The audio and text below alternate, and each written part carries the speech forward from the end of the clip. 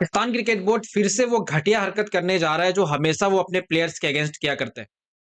आप अगर देखें साल 2022 आपको याद होगा एंड साल 2022 में क्या हुआ था ये बात कोई नहीं भूल सकता।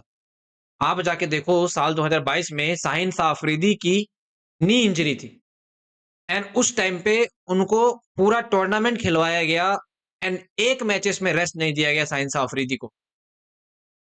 सैम अयूब के साथ में पीसीबी जो है वही हरकतें जो है करने जा रही है चैंपियन ट्रॉफी को लेके। शाहिद अफरीदी ने आज एक बहुत ही बढ़िया बात की है।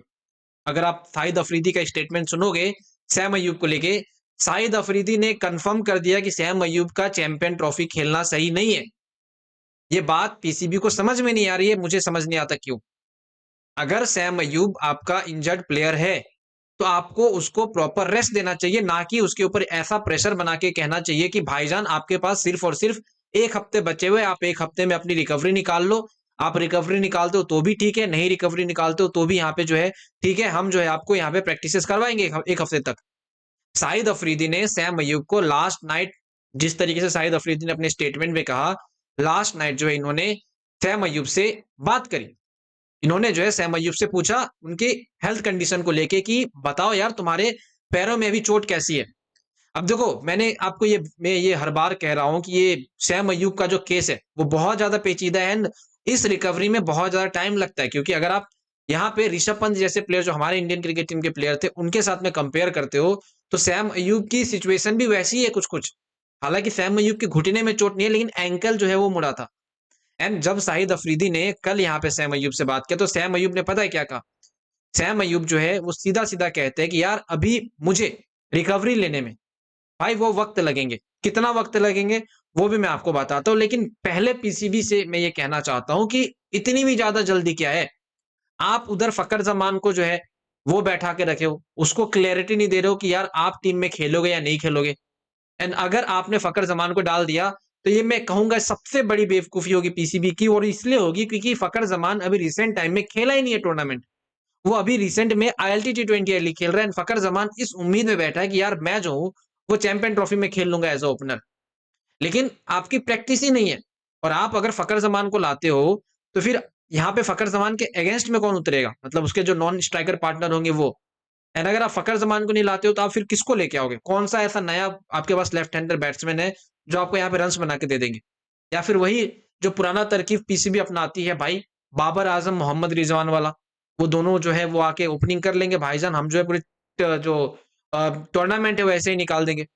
तो पीसीबी की ये नाकामी रही है कि वो जो है अपने प्लेयर्स का ख्याल नहीं रखते। अब सैम अयूब से जब शाहिद अफरीदी ने बात करा, सैम अयूब को पूछते हैं कि आपको कितना टाइम लगेगा, तो सैम अयूब कहते हैं मुझे 3 हफ्ते लगेंगे।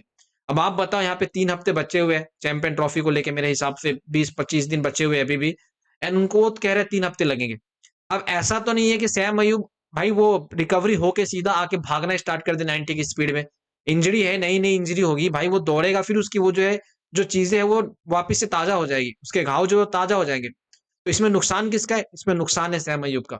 यही बात शाहिद अफरीदी जो है वो कह रहे थे सैम अयूब को कि देखो तुम भाई यंग क्रिकेटर हो एंड यंग क्रिकेटर होने के मुताबिक आपको जो है वो लंबा करियर खेलना है यहाँ पे, लेकिन आप यहाँ पे इस तरीके की गलती मत कर दो कि आप जो है वो एक टूर्नामेंट के लिए आप अपनी इंजरी को फिर से ताजा करवा के वो पैर जो है पूरा तोड़ ही लो, फिर आपकी करियर भी लग जाएंगे एंड ये टूर्नामेंट में भी कुछ नहीं होना है।